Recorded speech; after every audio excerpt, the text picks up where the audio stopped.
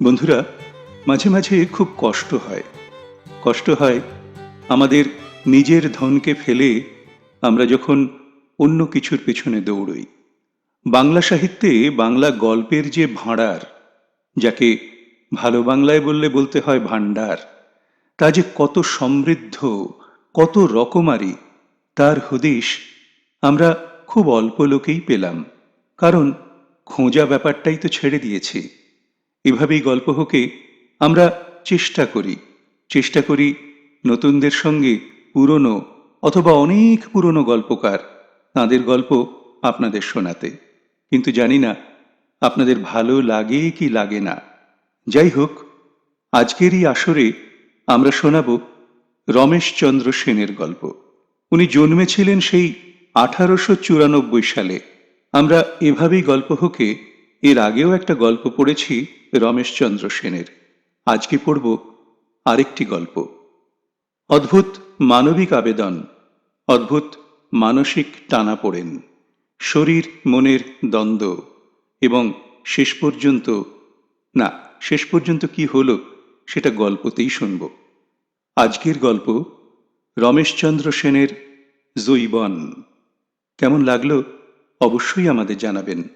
তাহলে সরাসরি গল্পে চলে যাই। গল্পের নাম জৈবন। ধু ধু করে বিশাল প্রান্তর, শুকনো মাটি আর ধুলা, ধুলা আর মাটি। মাটির ডেলাগুলি রোদে পুড়িয়া পুড়িয়া লোহার গোলার মতো গরম হয়। মাঠের দিকে আর চাওয়া যায় না। ফসলের সময় কতকগুলি কুঁড়ে ঘর ওঠে, লোকে বলে বাসা। ধান কাটা হইলে যে যার বাসা ভাঙিয়া নিজ নিজ গ্রামে ফিরিয়া যায়। থাকে শুধু একখানা ঘর আর দুটি প্রাণী। তারা দুটিতে কিছুদিন হইল এইখানে নীড় বাঁধিয়াছে, আর ভাঙে নাই। বর্ষায় যখন চারিদিকে থই থই করে জল, মাঝিমাল্লারা তখন দূর হইতে এই কুঁড়ের আলো দেখিয়া বিলের মধ্যে পাড়ি ধরে। বলে, ভাগ্যিস বুড়া বয়সে হীরালাল ভালোবাসার চেরাগ জ্বেলেছিল। হীরালাল সচ্ছল গৃহস্থ। পাঁচখানা তার হাল, 7টি বলদ, টিনের ঘর 3খানা, মরাই ভরা ধান, ঘর ভরা পুত্র পুত্রবধূ, নাতি নাতনির দল। মানুষটা তার জাতের মাতব্বর। তাই বৃদ্ধ বয়সে সে যখন সংসার ছাড়িয়া তরুণী সুভদ্রাকে লইয়া বিলে আসিয়া ঘর বাঁধিল, ব্যাপারটা আর গোপন রহিল না। জানিল পরগনার যুবা বৃদ্ধ তরুণ তরুণী সবাই। সুভদ্রা বালবিধবা। হীরালালের বাড়িতে ধান ভানে, একবেলা ভাত পায়, আর এক বেলার জন্য পায় নারিকেলের মালার 1 মালা খুদ। উহার কিছু সিদ্ধ করিয়া খায়, বাকিটা বেচিয়া তেল নুনের সংস্থান করে। থাকে হীরালালের ঢেঁকি ঘরের একপাশে। সে এই জায়গাটুকু দরমার বেড়া দিয়া ঘিরিয়া দিয়াছে। নিজের অবস্থা সম্পর্কে মেয়েটি বেশ সজাগ। আশ্রয়দাতার বাড়ির সচ্ছল আবহাওয়ার মধ্যে নিজেকে সে একপাশে গুটাইয়া রাখে। তরুণদের দিকে মাথা তুলিয়া চায় না। মেয়েদের খুশি রাখিবার চেষ্টা করে। হীরালালকে সম্বোধন করে আপনে বলিয়া। কিন্তু প্রকৃতি দৈন্যের বাধা মানে না। তার সমস্ত অঙ্গ যৌবন লাবণীতে ভরিয়া ওঠে। হীরালাল বলে, জৈবন বটে ভদ্দরার, আমার 5 দুয়ারের পাকুড় ব্রহ্মটার মতো। তার 5 দুয়ারে অর্থাৎ অন্দরমহলের দিকে একটা পাকুড় গাছ আছে। 3 বছরের গাছটা এরই মধ্যে আশেপাশের পুরানো হিজল বরুণ নইল নোনা গাছগুলিকে ছাড়াইয়া উঠিয়াছে। সুভদ্রার দৃপ্ত যৌবন ভঙ্গির কাছে যেমন হার মানিয়াছে আশপাশের 10-20 বাড়ির তরুণীর দল। এই যৌবন একদিন গভীর রাত্রে হীরালালকে ঢেঁকি ঘরে টানিয়া আনিল। ব্যাপারটা এমনই অভাবনীয় যে তরুণী ভয়ে ও বিস্ময়ে কোনো প্রতিবাদ করিল না। গরিবের মেয়ে সে, অসহায়। তার নামে অল্প বিস্তর নিন্দা কুৎসা ছিল। চৈত্র বৈশাখে কচি আমের ঝোলের মতন লোকে তাতে তৃপ্তি পাইত। কিন্তু হীরালালের কোনো দুর্নাম ছিল না। লোকে বলিত, মানুষটা দৃঢ় যেন শালের খুঁটি। সেই মানুষ সুভদ্রাকে লইয়া ঘর ছাড়িল, নীড় বাঁধিল বাসাইলের বিলে। দুজনে আছে বেশ। এই বিলে তার 10 বিঘা জমির 4 বিঘা হীরালাল নিজে চষে, বাকিটা চাষ করে তার ছেলেরা। হীরালাল জমিতে ধান কলাই পায়, ফুটি কাঁকুড় কুমড়া প্রভৃতি আনাজও পায় 5 রকম। সে চাষ করে, মাছ ধরে, হাট হইতে তেল নুন মশলা কিনিয়া আনে, সুভদ্রা রাঁধে, উঠান ঝাঁট দেয়, ঘর ল্যাপে, মাঠ হইতে গোবর আনিয়া ঘুঁটে দেয়। হীরালাল মশগুল হইয়া থাকে। নিজস্ব ভাষা ও ভঙ্গিতে সুভদ্রাকে আদর করে, বলে, সোনাটুক আমার, মণিটুক আমার। হাট হইতে লাল জিলাপি আনিয়া তার মুখে পুরিয়া দেয়। মাঠের ছোট ছোট কচ্ছপ আনিয়া বলে, এই দিয়া বেনুন রাঁধ, লগে কাঁচা ফাপুয়া দিস কিন্তু। পেঁপেকে সে বলে ফাপুয়া। কাঁচা পেঁপে দিয়া কাছিমের মাংস তার বড় প্রিয় খাদ্য। এইভাবে কাটে 4 বৎসর। 4 বার শীত গ্রীষ্ম বর্ষা ঘুরিয়া আসে। শরতের চাঁদ দুগ্ধ ধবল চাঁদোয়ায় দিগন্ত ছাইয়া ফেলে। বসন্তের বাতাসে শীত শুষ্ক প্রকৃতি আবার সঞ্জীবিত হয়। বর্ষায় ঘরের মধ্যেও তাদের মাচা বাঁধিয়া থাকিতে হয়। মাচার উপরেই হয়তো মাছ লাফাইয়া ওঠে। মনের আনন্দে হীরালাল গান ধরে, মোটা গলায় মেঠো গান। জলের উপর দিয়া গানের সুর দিক দিগন্তে ভাসিয়া যায়। কখনো কখনো সে বলে, তোর কোলে একটা সাওয়াল দেখলে বড় সুখ পাইতাম ভদ্দরা।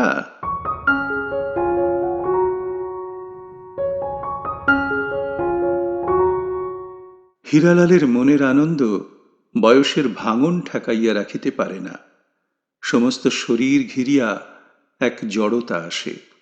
স্ফূর্তির অভাব, আলস্য এসব কখনো তার ছিল না। কিন্তু আজকাল নড়িয়া বসিতেই ইচ্ছা করে না। কাজের মধ্যে সে আনন্দ পাইত, তাহার নাই। কাজ করিতে হয়, তাই করে, ঠিক যেন কলের পুতুল। একদিন সে প্রশ্ন করিল, এমন হইল কেন রে ভদ্দরা? সুভদ্রা কহিল, ও ঠিক হইয়া যাবে। ঠিক আর হয় না। মাস 2 পরের কথা। উজ্জ্বল দুপুর। বাংলার আর 5টি চৈতালি দিনের মতন নীল নির্মল আকাশ। কিছু দূরে রূপমতির গাং দিয়া পালের নৌকা যাইতেছিল। হীরালাল বলিল, কি সুন্দর হইলদা পাল। সুভদ্রা বলে, হইলদা নয়, লাল। লাল?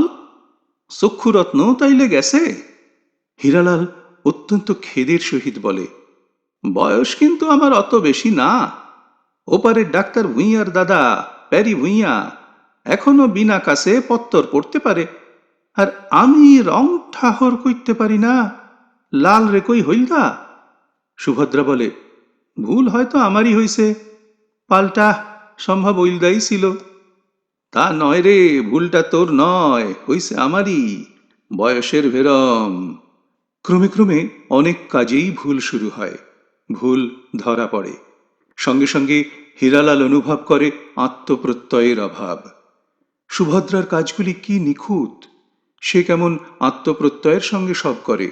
আঁকশি দিয়া পেঁপে পাড়িবার সময় যে পেঁপেটি পাড়িতে চায়, ঠিক তারই উপর যাইয়া আঁকশি পড়ে, হাত একটু কাঁপে না।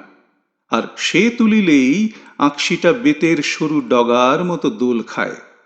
সুভদ্রার তৎপরতা বৃদ্ধকে তার অতীত জীবনের কথা মনে করাইয়া দেয়।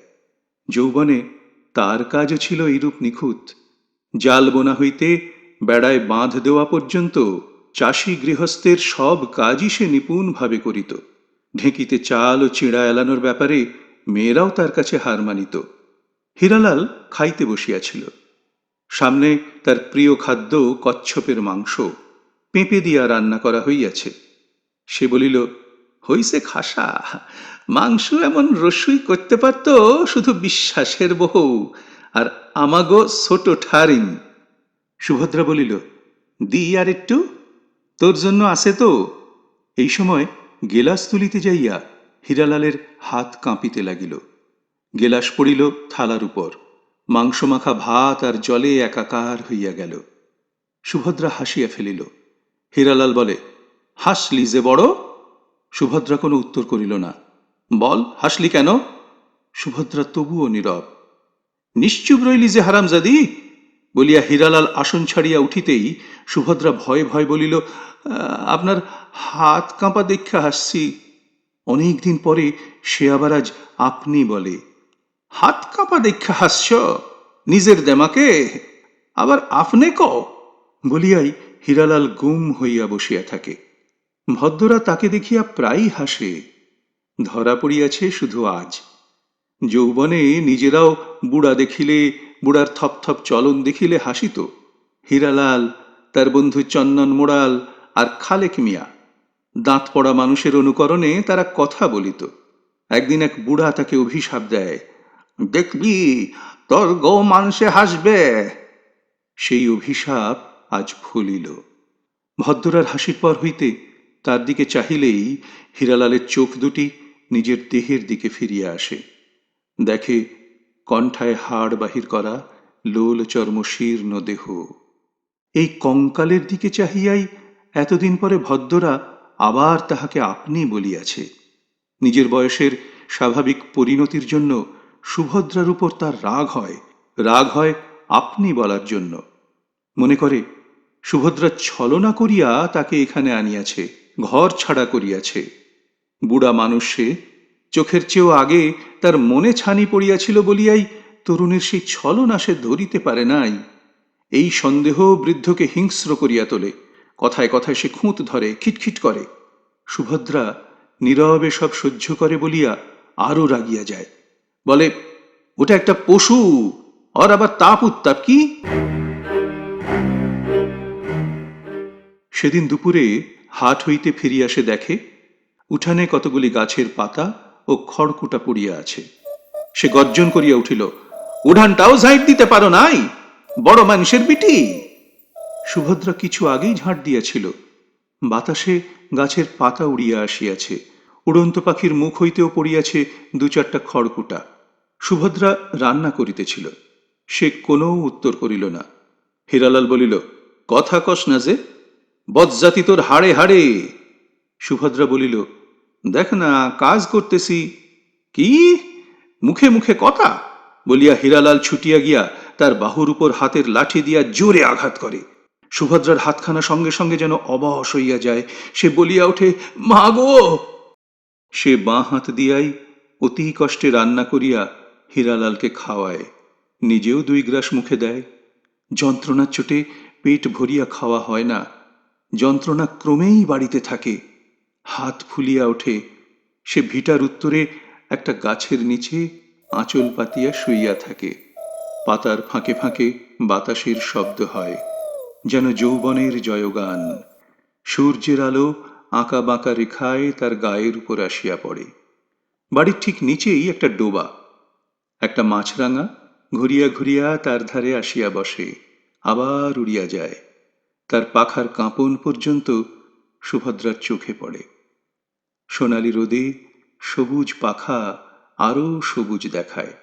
হঠাৎ পাখিটা ছোঁ মারিয়া ডোবা হইতে একটা মাছ তুলিয়া উড়িয়া যায়। লম্বা লাল ঠোঁটের নিচে সাদা মাছটা 2-1 বার ধড়ফড় করে। যন্ত্রণায় ক্লান্তিতে সুভদ্রার চোখ 1-1 বার বুজিয়া আসে। ব্যথা বেদনা তার মন আচ্ছন্ন করিয়া রাখে। নিবিড় নীল আকাশকে যেমন আচ্ছন্ন করিয়া রাখে নিদাঘের প্রচণ্ড সূর্য। তার একটু তন্দ্রার মতন আসিয়াছিল। কতক্ষণ এইভাবে ছিল নিজেই জানে না। তন্দ্রা ভাঙিলে দেখিল পাশেই হীরালাল দাঁড়াইয়া তার অনাবৃত বক্ষের দিকে চাহিয়া আছে। সুভদ্রা লজ্জায় বুকের কাপড় তাড়াতাড়ি টানিয়া দিতেই ডান হাতখানা টনটন করিয়া ওঠে। সে বলে, উফ! হীরালাল বলিল, মাঠে জুয়ানরা কাজ করতেছে, তার গো জৈবন দেখাইতেছিলি বুঝি? হ, দেখাবো না? দেখাবি দেখাবি বলিয়া লাথি মারিবার জন্য 1 বার পা তুলিয়া হীরালাল গজর গজর করিতে করিতে চলিয়া গেল। সুভদ্রার হাতে অসহ্য যন্ত্রণা। উঠান ঝাঁট দেওয়া, রান্না করা, বাসন মাজা, এক হাত দিয়াই সে সব কাজ করে। যখন একা থাকে তখন কোঁকায়, বলে, বাবা গো, আর পারি না, আমারে তুমি নেও। বৃদ্ধ হীরালাল একবার প্রশ্নও করে না কেমন আছিস। তরুণীর এই কষ্টে সে মনে মনে অদ্ভুত আনন্দ পায়। তার নিকট যৌবনের এই পরাজয় যেন হিংস্র আনন্দের ব্যাপার। কিন্তু হাতে খালি চুন হলুদ লাগাইয়া সুভদ্রা অল্প কয়েকদিনের মধ্যেই সারিয়া ওঠে। হীরালালের আরম্ভ হয় কাশি, খুক খুক, খক খক, অনবরত উদ্বেগ, সারিবার নাম নাই। এর জন্য সে সুভদ্রাকে দায়ী করে, ভাবে ইহাও তারই কারসাজি। মাঠে তার ছেলে গনু কাজ করে, হীরালাল তার আশেপাশে ঘোরে। গনু একদিন জিজ্ঞাসা করিল, কিছু কবা নাকি বাবা? সেই রকম যেন ঠেকতেছে। ভাবছিলাম তো। সমাচারটা কইয়া ফেলাও, মনের বাষ্প তামুকের ধোঁয়ার মতো ছাড়িয়া দেও। আমি বাড়ি ফেরত চাই। কি কস তুই? গনু উৎসাহের সহিত বলিল, বত্তে দেব শশা, সে আবার জিজ্ঞাসা। ব্রতে শশা কিংবা কোনো ফল পাকুড় দিতে হলে পুরোহিতের মতামত নেওয়ার প্রশ্ন ওঠে না। তিনি সম্মতি দিবেন ইহা যেমন ধরিয়া নেওয়া হয়, এক্ষেত্রেও সেই রকম। ঘর বাড়ি জমি জমা হাল বলদ সবই হীরালালের। সে ঘরে ফিরিবে, তার আবার মতামত কি? কথাটা সুভদ্রার কানে ওঠে। সে জিজ্ঞাসা করে, আপনি কি বাড়ি যাবা? হ, ভাবছিলাম তো। মোটা গলায় জবাব দিয়া হীরালাল সামনে হইতে চলিয়া যায়। সুভদ্রার আর কোনো প্রশ্ন করিতে সাহস হয় না। কিন্তু বৃদ্ধ যাইবার দিন খালি পিছাইয়া দেয়। সুভদ্রা যদি আদর করিয়া তার গলা জড়াইয়া ধরিয়া বলিত, যাবা নাকি আমারে ফেলাইয়া তুমি, তাহা হইলে কি হইত বলা যায় না। কাটে আরও কয়েকদিন। গনু পিতাকে জিজ্ঞাসা করে, বাড়ি যাওয়ার করলা কি? লাজ লজ্জা ঠেকে নাকি? হীরালাল উচ্চকণ্ঠে বলিয়া ওঠে, লাজ? লাজ করব কোন হালারে? পুরুষ মানুষের ওরকম নটখট হইয়াই থাকে। সুভদ্রা আবার একদিন প্রশ্ন করিল, আমার করিয়া যাবা কি? আমি তার কি জানি? তুমি জানো না তো জানে কেডা? হীরালাল এই প্রশ্নের জবাব দেয় না। সুভদ্রার ভয় করে। তাদের পাশের গ্রামের বুড়া মিশ্র সরলাকে ঘরের বাহির করিল। মিশ্রের ছেলে আজ বড় ডাক্তার, বেশ আছে সে। আর সরলা খাতায় নাম লিখাইয়া হাটের পাশে একখানা চালার সামনে কুপি জ্বালাইয়া পথের দিকে চাহিয়া থাকে। তাকেও কি তেমন করিয়া বাঁচিয়া থাকিতে হইবে নাকি? ভাবিলে গায়ে কাঁটা দেয়।